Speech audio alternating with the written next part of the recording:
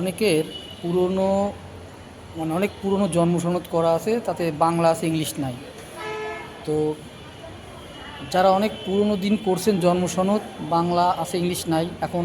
English করতে যে দেখতেছেন যে অন্য একজনের মোবাইল নাম্বার দেওয়া আছে, সেটা ছাড়া আপনি ওটিপি ছাড়া আপনি ওটা আবেদন করতে পারতেছেন না। তো ওটা করতে গেলে আপনি কী করতে হবে, ওই নাম্বারটা পরিবর্তন করতে গেলে যশোর ডিসি অফিসের 2 তলায় এই যে পূর্ব পাশে এই রুমে চলে আসবেন, এই দেখেন এই যে রুমটা, হ্যাঁ এই রুমটায় চলে আসবেন, এই যে এই রুমটায় 2 তলায় পূর্ব পাশে এই যে ডিসি অফিস, পূর্ব পাশে এসে এই রুমটায় এসে এই যে এখানে লেখা আছে যে স্থানীয় সরকার প্রকৌশলী, এই যে এখন আমার পিছনে লেখা আছে, এখানে আসলে এইখানে আপনারা এই নাম্বারটি পরিবর্তন করে নিতে পারবেন, কোনো সমস্যা নেই। ধরুন যে আপনি কাউকে দিয়ে করিয়েছেন, সে নিজের মোবাইল নাম্বারটা দিয়েছে, এখন ওইখানে আপনি ওটিপি পাচ্ছেন না, তো এখানে চলে আসবেন, এখানে চলে আসলে কিন্তু আপনাদের এটা পরিবর্তন করা সম্ভব।